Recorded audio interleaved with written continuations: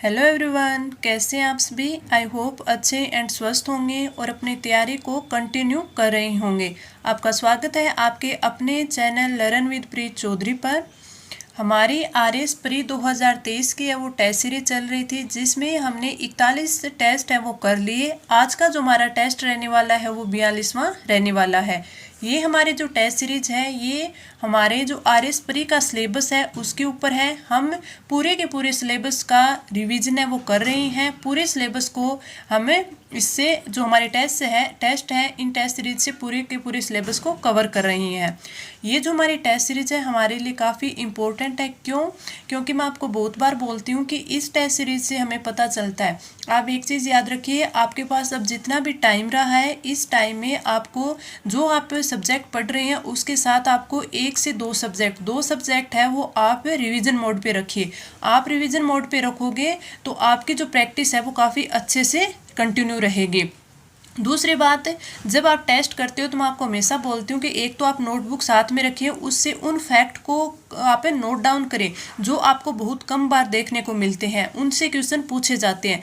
दूसरा, इस test series का ये फ़ायदा होता है कि जब आप अपने 2 सब्जेक्ट है वो रिवीजन मोड पे रखते हैं तो रिवीजन करते हैं, तब आप उन टॉपिक को उन पॉइंट को अच्छे से कवर कर पाते हैं, उन पर अपना ध्यान है वो रख पाते हैं कि इनसे क्वेश्चन है वो बनते हैं। मैं ये टेस्ट करवाती हूँ, क्वेश्चन करवाती हूँ तो बोलती हूँ कि आप इस पे ये ध्यान दीजिए कि इसमें एग्जामिनर ने है वो अपनी जो लैंग्वेज है वो क्वेश्चन की किस प्रकार रखी है। इनकी ज़्यादा से ज़्यादा आपकी प्रैक्टिस होगी तो आपकी प्रैक्टिस से है वो आपका क्वेश्चन है वो राइट होंगे, तो आपके लिए काफ़ी इम्पोर्टेंट है। आज की अगर हम टेस्ट की बात करें तो आज का जो टेस्ट का सिलेबस है उसमें हमारे राजस्थान की हिस्ट्री, आर्ट एंड कल्चर के जो क्वेश्चंस हैं वो आज हमें कवर करेंगे। आपकी जो टेस्ट सीरीज है काफ़ी इंपॉर्टेंट रहने वाली है। आज की क्लास काफ़ी इंपॉर्टेंट है तो आपको लास्ट तक देखनी है। इस क्लास की पीडीएफ की बात करें तो ये आपको हमारे टेलीग्राम चैनल लर्न विद प्रीत चौधरी पर प्रोवाइड करवाई जाएगी। साथ में ही हमारे टेलीग्राम चैनल पर आपको डेली की जो करंट अपडेट होती है वो भी वहाँ पे अपडेट करवाई जाती है, वहाँ पे प्रोवाइड करवा देती हूँ। कल ये आपके जिलों की है वो राजस्थान सरकार ने है वो पूरे के पूरे जिलों की आपको अधिसूचना जारी कर दी है कि अब से हमारे है वो 50 जिले बन चुके हैं, 10 संभाग बन चुके हैं और एक चीज़ याद रखना 11 है वो नगर निगम में बन चुकी हैं। 11वां नगर निगम है वो अलवर बना है, तो आपको ये भी याद रखना है। और एक चीज़ आप ध्यान रखिए कि जो मैंने आपको मैप के साथ पीडीएफ टेलीग्राम पे प्रोवाइड करवाई है तो उसमें पहले जो आपकी रंगीन पीडीएफ है उसमें जो जिले थे जिसमें संभाग बनाए थे तो उन संभाग में शाम को राजस्थान सरकार ने है कुछ चेंजेस करके एक अधिसूचना जारी की है। तो आप दूसरे पीडीएफ पे आप ध्यान से देखना कि अब अगर संभागों में जिलों की बात करें तो आपका जो जयपुर संभाग है उसमें अब जिले कितने हो गए हैं, 7 हो गए हैं। साथ में ही आपके अजमेर संभाग है उसमें भी जिलों की संख्या कितनी है, 7 है। 6 जिलों की संख्या वाले कितने हैं, 2 है। कौन सा, भरतपुर संभाग में 6 जिले हैं। और आपके जोधपुर संभाग है उसमें भी कितने जिले हैं, 6 जिले हैं। उसके अलावा अगर आपका बांसवाड़ा संभाग की बात करें, बांसवाड़ा संभाग है तो उसमें जिलों की संख्या कितनी है, 3 है। 3 कौन कौन से, डूंगरपुर, बांसवाड़ा और प्रतापगढ़। उदयपुर संभाग की बात करें तो उदयपुर संभाग में कितने जिले आते हैं, आपके 5 जिले आते हैं। तो ये चीज़ें इंपॉर्टेंट है, ध्यान रखना। आपको जिले हो सकता है याद होते होते टाइम लगे, लेकिन इनमें आपको ये संख्या है वो याद रखनी है। कई बार डायरेक्ट क्वेश्चन पूछ लिया जाता है कि किस संभाग में कितने जिले हैं, सर्वाधिक जिलों वाला संभाग कौन से है, ये पूछा जा सकता है। सबसे कम वाला पूछा जा सकता है आपसे। और बाकी के जो हमारे 4 संभाग बचे हैं उनमें कितने आपके जिले हैं, उनमें 4 है। जैसे हनुमानगढ़ हो गया, आपका सीकर हो गया, पाली हो गया, कोटा हो गया। तो इन संभागों में जो जिलों की संख्या है वो 4 है। तो मैंने ये पूरी आपको पीडीएफ वहाँ पे प्रोवाइड करवा दी है, तो आपके लिए इम्पोर्टेंट बन जाता है, इनको अच्छे से याद करना। आप कहोगे तो मैं आपको जिले जो नए बने हैं और ये संभाग है पूरे अच्छे से याद करवा दूंगी एक क्लास में। आज के टेस्ट की बात करते हैं। हमारा आज का टेस्ट है 42वां, उसे स्टार्ट करते हैं। तो हमारे टेस्ट का फर्स्ट क्वेश्चन है, चित्तौड़गढ़ में बेड़स नदी के किनारे स्थित पुरातात्विक स्थल नगरी की खोज सर्वप्रथम किसके द्वारा की गई थी। जो नगरी नामक पुरातात्विक स्थल है उसकी खोज 1904 में डी.आर. भंडारकर ने, 1872 में कार्लाइल ने, 1952-54 में हनारिड ने और 1938 में कियन पुरी। नगरी की बात करें तो वो चित्तौड़गढ़ में है, बेड़च नदी के तट पर है। उसका अगर आपसे प्राचीन नाम पूछ लें, प्राचीन नाम, तो प्राचीन नाम उसका क्या है? मध्यमिका। प्राचीन नाम है मध्यमिका। और इसके बारे में पूछे कि इसकी जो खोज है वो सबसे पहले किसने की थी, तो इसकी खोज है वो सबसे पहले की थी 1872 में कार्लाइल ने। ये आपको याद रखना है। इसका सर्वप्रथम उत्खनन आपसे पूछ ले कि उत्खनन किसने किया था, तो उत्खनन का कार्य है वो 1904 में 1904 में जो डॉक्टर D.R. भंडारकर हैं, भंडारकर, उनके द्वारा है सबसे पहले उत्खनन 1904 में किया था। उसके बाद 1962-63 में जो केंद्रीय पुरातात्विक विभाग है उसके द्वारा भी इसका उत्खनन करवाया गया था। प्राचीन नाम मध्यमिका, सबसे पहले खोज 1872 में, सबसे पहले उत्खनन 1904 में D.R. भंडारकर ने। एक चीज पूछी जाती है कि नगरी से है वो किस प्रकार के सिक्के प्राप्त हुए हैं, तो आपको इसमें ध्यान रखना है कि सीवी जनपद के सिक्के यहाँ से प्राप्त हुए हैं और जो गुप्तकालीन कला थी उसके भी अवशेष यहाँ से प्राप्त हुए हैं। इस क्वेश्चन का राइट आंसर ऑप्शन 2। आगे बढ़े, हमारा अगला क्वेश्चन, वागड़ क्षेत्र में गोहिल वंश की स्थापना किसने की थी? सामंत सिंह ने, प्रताप सिंह ने, सोमदास ने और गंगादास ने। तो वागड़ क्षेत्र में गोहिल वंश की बात करें तो आपका राइट आंसर हो जाएगा ऑप्शन फर्स्ट है, सामंत सिंह ने। पहली चीज आपको याद रखनी है कि वागड़ क्षेत्र कौन सा है। वागड़ क्षेत्र जो राजस्थान का हमारा दक्षिणी भाग है उसमें बांसवाड़ा, डूंगरपुर और जो प्रतापगढ़ है उसका कुछ भाग, प्रतापगढ़, तो प्रतापगढ़ का कुछ भाग इसे बोला जाता है, कुछ भाग को बोला जाता है आपका वागड़ प्रदेश। जो जालोर के शासक थे, जालोर शासक कीर्तिपाल थे। कीर्तिपाल से पराजित होकर सामंत सिंह हैं, उन्होंने वागड़ क्षेत्र की नींव रखी थी। कब रखी थी? वागड़ क्षेत्र में 1178 ईस्वी में गोहिल वंश की नींव रखी थी। तो आपसे पूछे किस ईस्वी में, तो 1178 ईस्वी में सामंत सिंह ने वागड़ क्षेत्र में गोहिल वंश की नींव रखी थी। किससे पराजित होकर? जो जालोर के चौहान शासक थे कीर्तिपाल है उनसे पराजित होकर।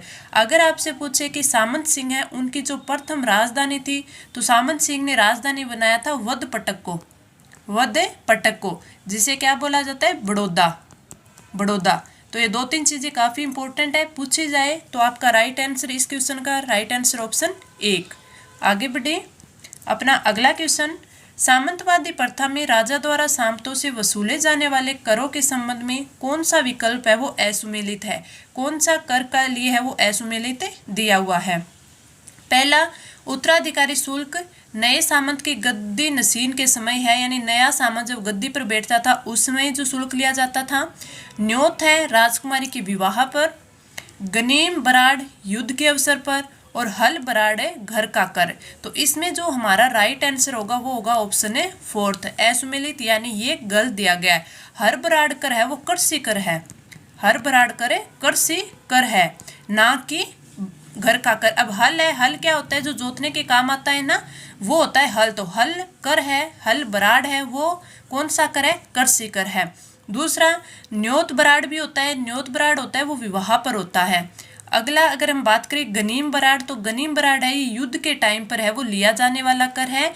और न्योत बराड़ की बात करें तो बराड़ को दसोद भी कहा जाता है। तो इसका ध्यान रखना, जो न्योत बराड़ है उसे विवाह कर बोला जाता है, उसे दसोद भी कहा जाता है। आपसे पूछ ले दसोद क्या है, तो दसोद है वो न्योत बराड़ यानी कि विवाह के टाइम पर लिया जाने वाला कर है। और उत्तराधिकारी शुल्क हो गया जब कोई सामंत या जागीरदार की मृत्यु हो जाती थी, तो जो नया उत्तराधिकारी आता था वो गद्दी नसीन होता था, यानी गद्दी पे बैठता था। तो उस टाइम जो नया उत्तराधिकारी बनता था तो उस टाइम है वो नए उत्तराधिकारी शुल्क लिया जाता था। तो आपका राइट आंसर ऑप्शन 4th। आगे बढ़े, अपना अगला क्वेश्चन, किसान आंदोलनों में सरकार द्वारा किए गए हत्याकांडों के संबंध में निम्नलिखित कूट फर्स्ट और कूट सेकंड को सही सुमेलित करके सही विकल्प का चयन करना है। इस साइड है वो हत्याकांड दिए गए हैं, इस साइड है इनका टाइम पीरियड दिया गया है।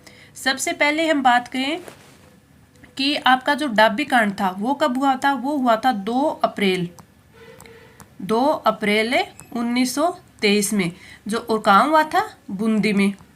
बूंदी में डाबी नामक स्थान था, वहाँ पे जो गांव के किसान थे वो सभा कर रहे थे, किसान है वो सभा कर रहे थे, और जो किसानों की सभा थी उस पर जो पुलिस का अधीक्षक था, कौन है, इकराम हुसैन, इकराम हुसैन, उसने गोली चलवा दी थी हुसैन ने। और इसमें जो किसान मारे गए थे वो कौन थे, नानक जी भील और देवीलाल गुज्जर, देवीलाल गुज्जर। ये मैंने आपको कई बार करवाया। मैंने एक बार तो ऐसा क्वेश्चन लेके आई थी कि इस साइड है वो हत्याकांड दे रखे थे और इस साइड है वो शहीद किसानों के नाम दिए थे, उनका मिलान करवाया था। तो ऐसे क्वेश्चन है, वह हत्याकांड से किस प्रकार के क्वेश्चन बन सकते हैं। एक तो आपको जब ये टॉपिक रिवाइज करें तो आपको याद करना है कि जो भी हत्याकांड है वो किस किसान आंदोलन से, जैसे ये बूंदी किसान आंदोलन से था तो बूंदी से होना चाहिए। पहली बात तो ये हो गई। दूसरा, इनकी डेट याद होनी चाहिए, किस डेट को हुए थे। तीसरा, किसने करवाए थे, जैसे इकराम हुसैन ने गोलियां चलवाई थी। चौथा, कि यहाँ पे जो भी आपके किसान हैं, जो किसान आपके शहीद हुए थे, उनका नाम याद होना चाहिए। तो इसमें 4 क्वेश्चन है वो इस टॉपिक से बन सकते हैं। तो अब आप इस टॉपिक को याद करें तो चारों चीज़ें वो अच्छे से याद करेंगे। यही फायदा होता है कि हमारे टेस्ट सीरीज का, ताकि एक टॉपिक होता है उसमें से कुछ भी पूछ ले, हमारे सारे के सारे क्वेश्चन है वो बिल्कुल सही होने चाहिए। तो इसमें डाबी में क्या आ जाएगा, 2 अप्रैल 1923। आगे बात करें, अगला है हमारा मारवाड़ लोक परिषद ने जो डाबड़ा डीडवाना था उसमें एक किसान सम्मेलन करवाया था। कहाँ पे, डाबड़ा। तो इसका डाबड़ा का क्या होगा, इसका होगा 13 मार्च 1947। हमें ये जो क्वेश्चन होते हैं इसमें पहले हमें वो चुनने होते हैं जो हमें अच्छे से याद होते हैं, फिर हम वो कूट को देखते हैं कि उस कूट में कौन कौन सा मिलान कर लेते हैं। जो पहले हमें एक ही याद होता है, कई बार उसी से हमारा क्वेश्चन है वो राइट हो जाता है। जैसे मुझे सबसे पहले डाबी का याद था तो मैंने आपको बताया 2 अप्रैल 1923, फिर डाबड़ा आपका 13 मार्च 1947। मारवाड़ लोक परिषद ने डाबड़ा डीडवाना में, डाबड़ा कहाँ पे, डीडवाना में एक किसान सम्मेलन करवाया था। उसमें जो जागीरदार के जो लोग थे जिन्होंने हथियार ले रखे थे उन्होंने हमला किया था, जिसमें 12 लोग है वो मारे गए थे। तो डाबड़ा कांड 13 मार्च 1947। आगे हम बात करें जो गोविंदपुरा गांव में हत्याकांड हुआ था उसकी, तो गोविंदपुरा गांव में 13 जुलाई 1923 को किसानों ने क्या किया था, सभा की थी, जिसमें आपके ट्रेंस था उसने आदेश दिया और किसानों पर गोलियां चलवा दी थी। तो आपको याद रखना है गोविंदपुरा ये हुआ था 13 जुलाई 1923 को, 13 जुलाई 1923 को। अगला नीमूचाणा की बात करें तो ये हुआ था 14 मई 1925 में, नीमूचाणा गांव पर। यहाँ पे जो कमांडर छज्जू सिंह था उसने गोलियां चलवाई थी और इस जो घटना थी इसको रामनारायण चौधरी थे, इस घटना को नीमूचाणा कांड उन्होंने कहा था। गोविंदपुरा के बारे में पूछे तो इसमें जो किसान है वो शहीद हुए थे, कौन कौन से थे, धाकड़ जी थे और एक करपाजी धाकड़ थे, एक रूपाजी धाकड़ थे और एक करपाजी धाकड़ थे। तो इसमें आपका क्या हो जाएगा, ए में आपका आ जाएगा बी, ए में 2 नंबर आ जाएगा, बी में आपका 3 नंबर आ जाएगा, सी में आपका 4 नंबर और डी में आपका 1 नंबर। जो ये नीचे कूट दिया हुआ होगा वो ही आपका राइट आंसर होगा। आगे बढ़े, अपना अगला क्वेश्चन, मेवाड़ प्रजामंडल के संदर्भ में निम्नलिखित कथनों पर विचार कर सही विकल्प को छांटिए। 24 अप्रैल 1938 को बलवंत सिंह मेहता के घर पर मेवाड़ प्रजामंडल की स्थापना की गई। प्रजामंडल का अध्यक्ष माणिक्यलाल वर्मा, उपाध्यक्ष बलवंत सिंह मेहता व महामंत्री भूरीलाल बयां को बनाया गया। मेवाड़ राज्य ने 11 मई 1938 को प्रजामंडल को गैर कानूनी घोषित कर दिया गया। वर्मा जी ने गांधी जी के कहने पर प्रजामंडल का संचालन अजमेर में अस्थायी कार्यालय स्थापित कर वहां से किया। इसमें हमें बताना है कि जो सही विकल्प है उनको चुनना है। इसमें सही कथन की बात करें तो सही है जो कांग्रेस का हरिपुरा अधिवेशन हुआ था, कौन सा, हरिपुरा अधिवेशन हुआ था। उसके बाद में जो माणिक्यलाल वर्मा थे वो और बलवंत सिंह मेहता, इन्होंने है वो 24 अप्रैल 1938 को बलवंत सिंह मेहता के घर था साहित्य कुटीर में मेवाड़ प्रजामंडल की स्थापना की थी। साथ में वहाँ पे प्रजामंडल का अध्यक्ष बोला जाए तो अध्यक्ष बलवंत सिंह मेहता, उपाध्यक्ष पूछा जाए तो भूरीलाल बयां और महामंत्री पूछे जाए तो माणिक्यलाल वर्मा। ये जो ऑप्शन बी है आपका गलत दिया गया है। क्यों, क्योंकि इसमें जो है अध्यक्ष, उपाध्यक्ष और महामंत्री उल्ट पुल्ट कर दिए इन्होंने। तो अध्यक्ष कौन थे, बलवंत सिंह मेहता, उपाध्यक्ष थे भूरीलाल बयां और आपके महामंत्री थे माणिक्यलाल वर्मा। बाकी इसने सी और डी दोनों कथन और ये है, तीनों कथन सही दिए हैं। मेवाड़ राज्य ने 11 मई 1938 को प्रजामंडल को गैरकानूनी घोषित किया और वर्मा जी ने गांधी जी के कहने पर प्रजामंडल का संचालन किया था। तो ए, सी और डी सही है, आपका बी गलत है। तो राइट आंसर ऑप्शन है फोर्थ हो जाएगा कि बी है वो गलत है। आगे बढ़े, हमारा अगला क्वेश्चन। पी सत्यनारायण राव समिति की सिफारिशों पर राजस्थान में विभागों का आवंटन हुआ। निम्नलिखित में असुमेलित युग्म का चयन कीजिए। इसमें हमें विभाग थे उसमें बताना है कि कौन सा है वो इन्होंने गलत दे दिया। जब राजस्थान का एकीकरण हुआ था तो उसमें जो आपका फोर्थ चरण था, फोर्थ चरण में यानी संयुक्त राजस्थान में, संयुक्त राजस्थान के अंदर आपके जो कौन कौन से, जयपुर, जोधपुर,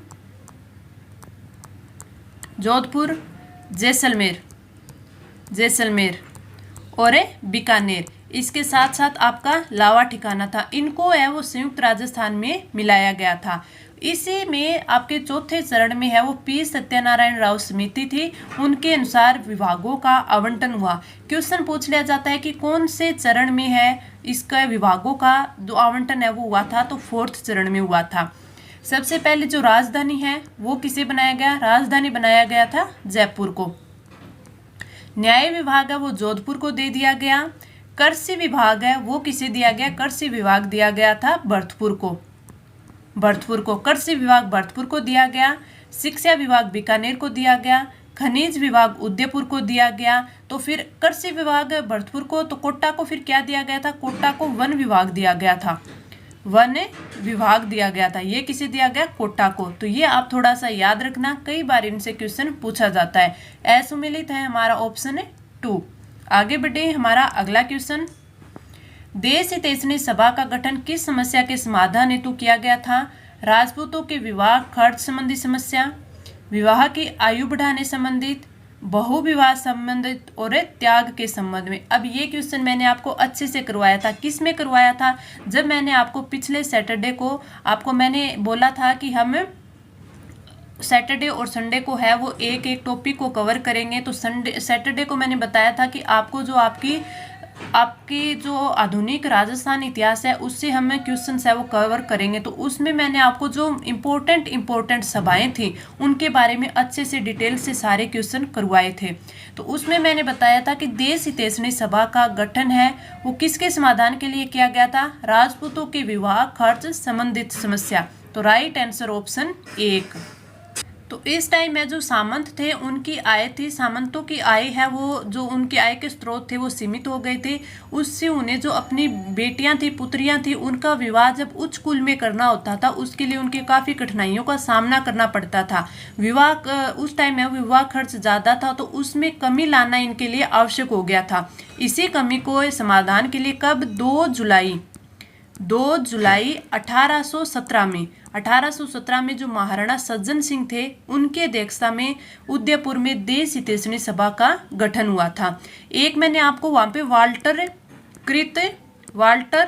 कृत हितकारिणी सभा भी बताई थी। वाल्टर कृत हितकारिणी सभा थी। ये क्यों आपकी इसका गठन किया गया था? इसका एक तो जो मृत्यु भोज होता है जिसे नुक्ता बोलते हैं मृत्यु भोज में, इसमें जो खर्च होता था उसको कम करने के लिए। दूसरे जो लड़के लड़कियों की विवाह थे उस पे जो खर्च होता था उसको कम करने के लिए, और जो लड़के और लड़कियां थी उनकी जो आयु थी उनको निश्चित करने के लिए इसके संबंध में प्रस्ताव रखा गया था वाल्टर कृत सभा में। ठीक है, तो आप ये कमेंट करके जरूर बताना कि जो वाल्टर कृत सभा थी, हितकारिणी सभा थी, उसमें लड़के और लड़कियों की आयु कितनी निश्चित की गई थी। इंपॉर्टेंट है ये दोनों की दोनों सभाएं। इसका क्वेश्चन का राइट आंसर होगा ऑप्शन है फर्स्ट। आगे बढ़े अपन अपना अगला क्वेश्चन। किस समाचार पत्र को हाड़ौती क्षेत्र में राजनीतिक जनजागृति उत्पन्न करने का श्रेय दिया जाता है? तरुण राजस्थान, राजस्थान केसरी, राजस्थान और प्रजा सेवक। इसका राइट आंसर हो जाएगा ऑप्शन थर्ड, राजस्थान समाचार पत्र। जो राजस्थान समाचार पत्र है इसका प्रकाशन, अगर आपसे प्रकाशन पूछ ले तो प्रकाशन करते थे ऋषि दत्त मेहता। इनके द्वारा इसका प्रकाशन किया गया था और ये हाड़ौती क्षेत्र में राजनीतिक जन जागृति उत्पन्न करने का श्रेय इसको दिया जाता है। इसके अलावा अगर हम तरुण राजस्थान और राजस्थान केसरी की बात करें तो ये किसके द्वारा प्रकाशित होते थे, ये राजस्थान सेवा संघ के द्वारा, राजस्थान सेवा संघ के द्वारा प्रकाशित होते थे। तो राइट आंसर हमारा हो जाएगा ऑप्शन थर्ड। आगे बढ़ते हैं। मेरे को एक कमेंट आया था वहाँ पे इंस्टाग्राम पे कि मैम आप है ना बीच बीच में लाइक एंड शेयर का भी बोला करो, तो स्टूडेंट है वो लाइक एंड शेयर करेंगे। तो इससे कुछ नहीं होता, मैं इसलिए नहीं बोलती क्योंकि जब मैं आपको कंटिन्यू पढ़ाती हूँ तो एक रिदम बना रहता है, वो बीच में ब्रेक होता है। दूसरा, अगर मैं ये आपको बार बार बोलूँगी कि आप लाइक करें शेयर करें, तो कुछ बच्चे होते हैं जो इस चीज़ को स्किप करते हैं। तो अगर वो स्किप करें और उसी टाइम मैं कुछ और आपको इंपॉर्टेंट चीज़ बता दूं और वो आपके लिए बाई चांस एग्जाम में आ जाए, तो वो उन्हीं स्टूडेंट्स का नुकसान हो जाता है, जो कि मैं नहीं चाहती। अगर आपको मैं जो कंटेंट प्रोवाइड करवाती हूँ वो अच्छा लगता है तो आप लाइक करें। आप लाइक ना भी करें तो मैं आपको ये नहीं कहती कि आप लाइक करो, लेकिन आप इस क्लास को शेयर ज़्यादा करो ताकि ज़्यादा से ज़्यादा बच्चों को इस क्लास का फ़ायदा मिल सके, उनके लिए ये क्लास काफ़ी इम्पोर्टेंट बने। तो आगे हम बढ़े। हमारा अगला क्वेश्चन, निम्नलिखित में से असुमेलित युग्म है। नृत्य गणेश अलवर में, बाजना गणेश सिरोही में, हिरंब गणेश बीकानेर में और बोहरा गणेश राजसमंद में। तो जो गणेश जी हैं उनके बारे में, गणेश जी के प्रमुख मंदिर हैं, काफ़ी बार एग्जाम में पूछ ले जाते हैं। जो असुमेलित है इसमें वो है आपके ऑप्शन है फोर्थ है। हमारे राजस्थान में जितने भी गणेश जी के मंदिर हैं मैं उनको एक बार एक साथ लिखा देती हूँ ताकि आपका कोई भी क्वेश्चन उनसे गलत ना हो। सबसे पहले हम बात करें त्रिनेत्र गणेश जी। त्रिनेत्र गणेश, इनका मंदिर कहाँ पे है? इनका मंदिर है रणथंभौर दुर्ग सवाई माधोपुर, रणथंभौर दुर्ग में, रणथंभौर दुर्ग। अगले है नृत्य गणेश। नृत्य गणेश, तो नृत्य गणेश का कहाँ पे है? अलवर में है। नृत्य गणेश जी का कहाँ पे? अलवर में है। अगला बाजना गणेश की बात करें तो सिरोही में। इसमें अगला है मुरला गणेश। मुरला गणेश की बात करें तो इनका मंदिर है डूंगरपुर में। मुरला गणेश से डूंगरपुर। खड़े गणेश जी की बात करें, खड़े गणेश है कोटा में। एक चीज याद रखना, एक तो है खड़े गणेश, एक है खोड़ा गणेश। तो इनमें आपको कंफ्यूज नहीं होना है, मिक्स नहीं करना है, दोनों अलग अलग है। खड़े गणेश कोटा में और खोड़ा गणेश है वो है किशनगढ़ अजमेर में। आगे हम देखें काक गणेश। तो काक गणेश कहाँ पे है? जैसलमेर में। काक गणेश है जैसलमेर में। मोती डुंगरी गणेश है जयपुर में। मोती डुंगरी गणेश कहाँ पे? आपके जयपुर में। अगला है हिरंब गणेश, ये कहाँ पे है? ये है जूनागढ़ और वहाँ पे जो गणेश जी है वो सिंह पे सवार है, तो इसे बोला जाता है हिरंब गणेश, जूनागढ़ दुर्ग बीकानेर। बोहरा गणेश है उदयपुर में। तो ये गणेश जी के काफ़ी प्रसिद्ध मंदिर हैं जो काफ़ी बार एग्जाम में पूछ ले जाते हैं, तो ये आपके लिए इम्पोर्टेंट थे, इसलिए मैंने आपको एक साथ नोट डाउन करवा दे। अब आप इनको एक साथ नोट डाउन कर लेना ताकि जब भी आपसे इस बारे में पूछे तो आपको एक साथ सभी का रिविजन कर पाए।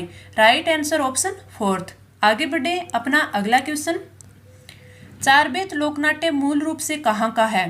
पाकिस्तान का, अफगानिस्तान का, हैदराबाद आंध्र प्रदेश का और अवध उत्तर प्रदेश का।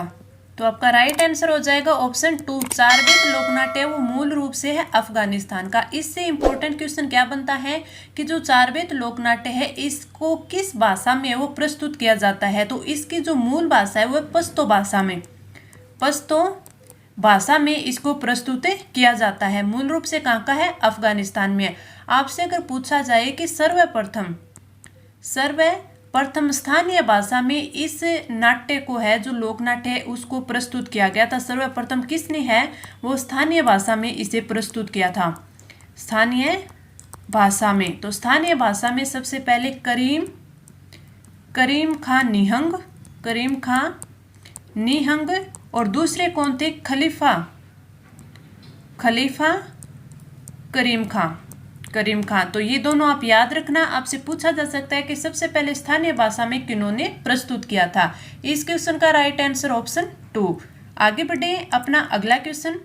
निम्नलिखित महल एवं उनके निर्माताओं के युगम को सही सुमेलित कीजिए कि ये जो महल है ये कहाँ पर है और इनका निर्माण है वो किसने करवाया था। सबसे पहले शीश महल की बात करें तो शीश महल है, इसको किस नाम से और जाना जाता है? तो शीश महल है, इसको दीवाने खास और जय मंदिर के नाम से भी जाना जाता है। तो ये दीवाने खास और जय मंदिर के नाम भी से भी विख्यात है। इसका निर्माण है वो मिर्जा राजा जय सिंह थे, उनके द्वारा करवाया गया। तो ए में आ जाएगा आपका 3rd।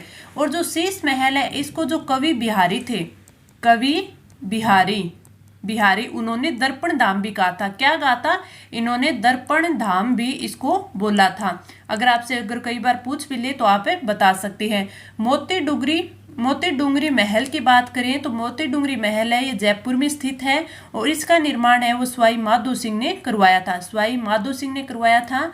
और इसके बारे में आप याद रख सकते हैं कि जो आपके सवाई मान सिंह थे, तो सवाई मान सिंह की जो तीसरी पत्नी थी गायत्री देवी थी, उन्होंने इस महल को सुसज्जित भी करवाया था। अगला अगर जल महल की बात करें तो जल महल है, ये जयपुर आमेर मार्ग पे आपने देखा होगा। कई बार हम आमेर का किला देखने जाते हैं और आमेर का किला छोड़िए जो बच्चे हैं वो कुक्कस जाते हैं एग्जाम देने, क्योंकि कुक्कस में है ऑनलाइन एग्जाम का सेंटर आता है, तो बहुत सारे बच्चे वहाँ जाते हैं कुक्कस में।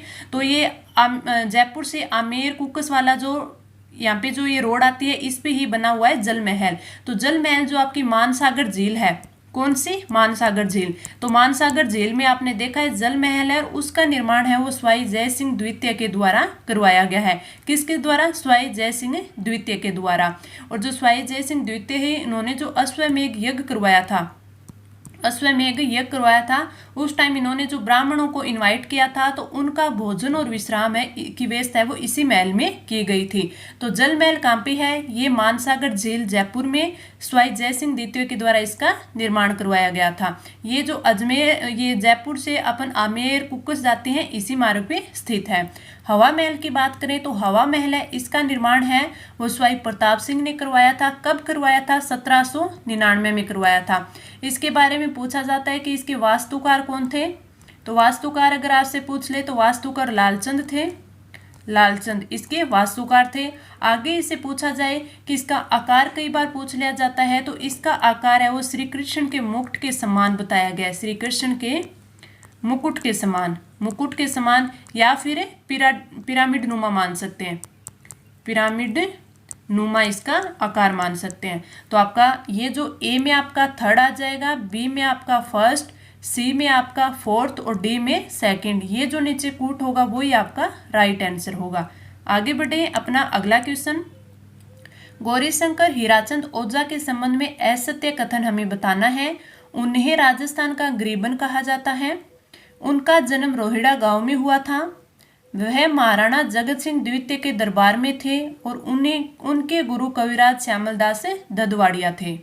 इसमें हमें असत्य कथन बताना है। अगर हम गौरीशंकर हीराचंद ओझा के बारे में बात करें तो इन्हें क्या बोला जाता है? इन्हें राजस्थान का गरीबन तो कहा ही जाता है। इसके साथ साथ राजस्थान के प्रथम पूर्ण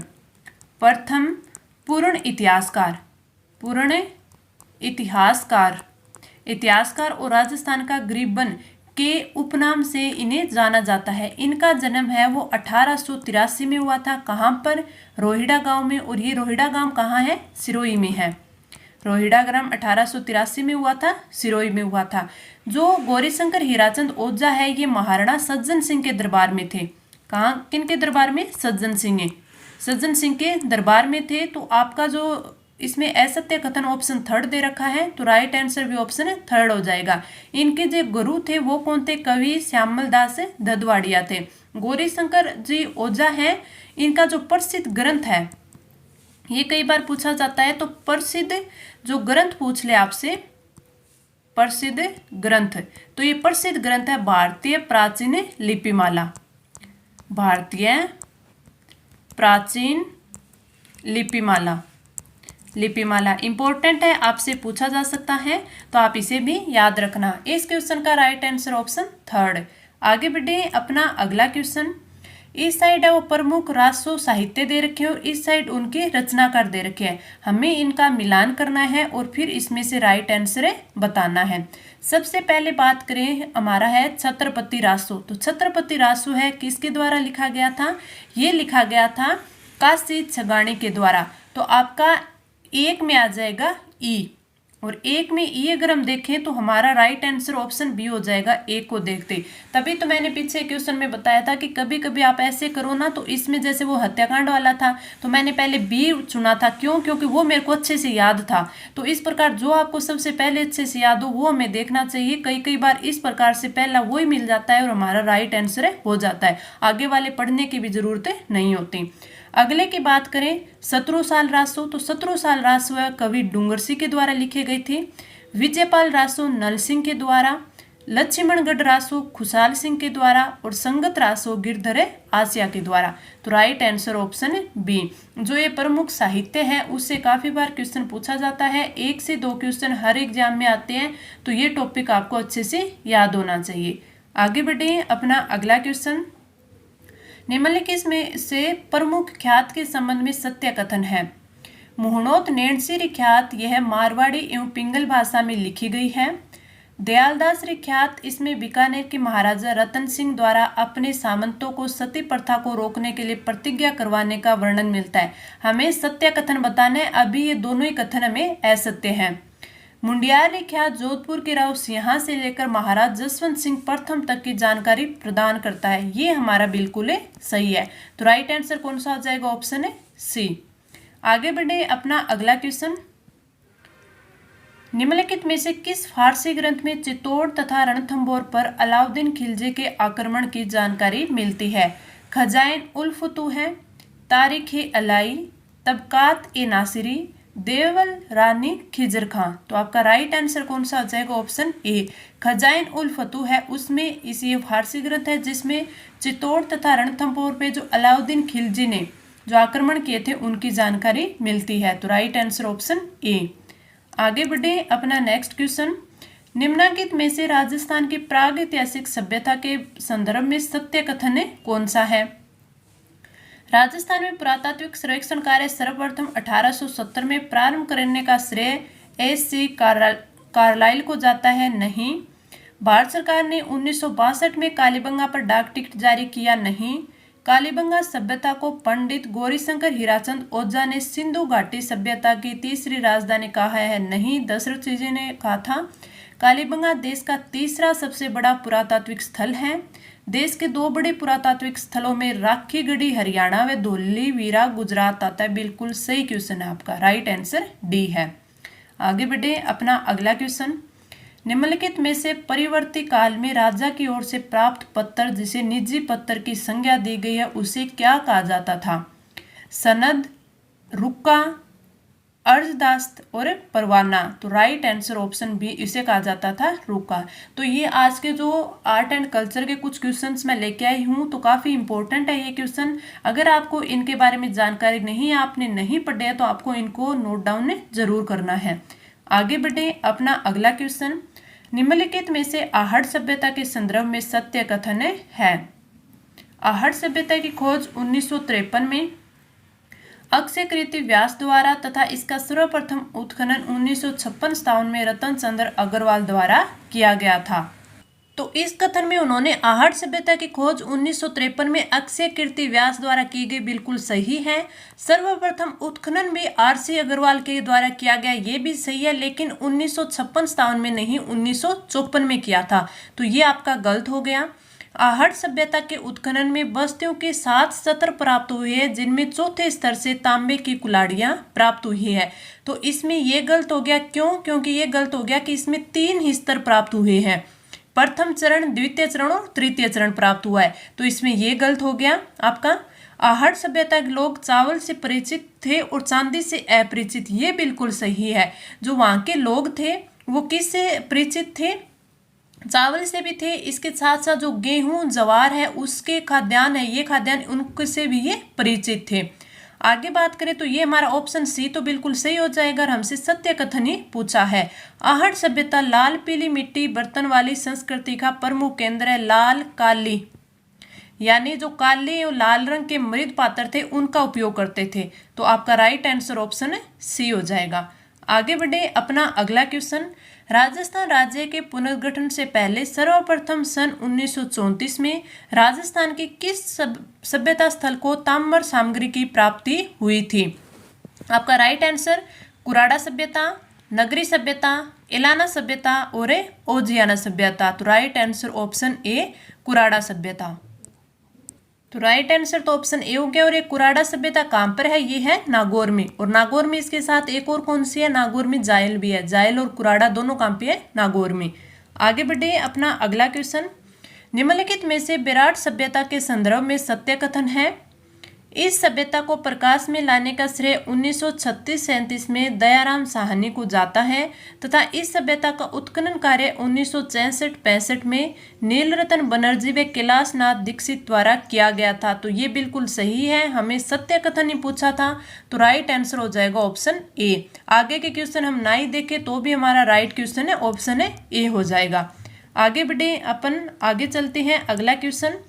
निम्नलिखित में से गणेश्वर सभ्यता के संदर्भ में सीकर की किस तहसील के अंतर्गत कांतली नदी के उद्गम पर ताम्र युगीन संस्कृति के महत्वपूर्ण अवशेष प्राप्त हुए हैं? दंत रामगढ़, फतेहपुर, नीम का थाना और लचामगढ़। राइट आंसर ऑप्शन सी नीम का थाना। आगे बढ़े अपना अगला क्वेश्चन। निम्नलिखित में से लोह युगीन सभ्यता के संदर्भ में प्रमुख स्थल है, यानी जिसमें लोह युगीन सभ्यता है, आपका बेवणेश्वर डूंगरपुर, कालीबंगा हनुमानगढ़, पुंगल बीकानेर, भीनमाल जालोर, इलाना जालोर, मलाहा भरतपुर, तरखानवाला गंगानगर, बुढ़ा पुष्कर अजमेर नहीं, ने है भरतपुर, जोधपुर या जयपुर और सुनानी झुंझुनू। ये आपका बिल्कुल सही है। ये आपके लोह युगीन सभ्यता के प्रमुख स्थल है। ये तीनों के तीनों लोह युगीन सभ्यता है। तो राइट आंसर ऑप्शन डी। आगे बढ़े अपना अगला क्वेश्चन। धौलागढ़ देवी का मंदिर स्थित है दौसा, अलवर, बांसवाड़ा और टोंक। तो right answer option B Alwar में। धौलागढ़ देवी का मंदिर है वो अलवर में है। एक बार ये क्वेश्चन पूछा हुआ है। आगे बढ़े अपना अगला क्वेश्चन। निम्नलिखित विकल्पों में से कौन सा सुमेलित है? सिरवी जाति की कुलदेवी आशापुरा माता है, ओसवालों की कुलदेवी दधी माता है, नाई जाति की कुल देवी है वो सती दादी है और भीलों की कुल देवी है वो आमज माता है। तो राइट आंसर हो जाएगा ऑप्शन डी, भीलों की देवी है वो आमज माता है। आगे बढ़े अपना अगला क्वेश्चन। भरतपुर की जाट राजवंश की कुल देवी बधाना माता, सुगाली माता, राजेश्वरी माता और Kiwai Mata. Right answer option C Rajeshwari Mata है वो भरतपुर की जाट राजवंश की कुल देवी है। अगला क्वेश्चन और इस टेस्ट का लास्ट क्वेश्चन। असुमेलित विकल्प का चयन करें। अर्बुदा देवी आबू पर्वत, विरात्रा माता ओसिया, आईजी माता बिलाड़ा और हर्षद माता आबानेरी। तो राइट आंसर है आपका ऑप्शन है बी कि विरात्रा माता ओसिया है। ये आपका असुमेलित दिया हुआ है। बाकी अर्बुदा देवी आबू पर्वत, आईजी माता बिलाड़ा और Harshad Mata Abaneri. Right answer option B. ये मैंने इंपॉर्टेंट 26 क्वेश्चन आपको करवाए। क्लास कैसी लगी कमेंट करके ज़रूर बताना और अपने फ्रेंड्स के साथ है इसको शेयर ज़रूर करना। तो मिलते हैं अब अगली क्लास में नए कंटेंट के साथ। तब तक के लिए धन्यवाद।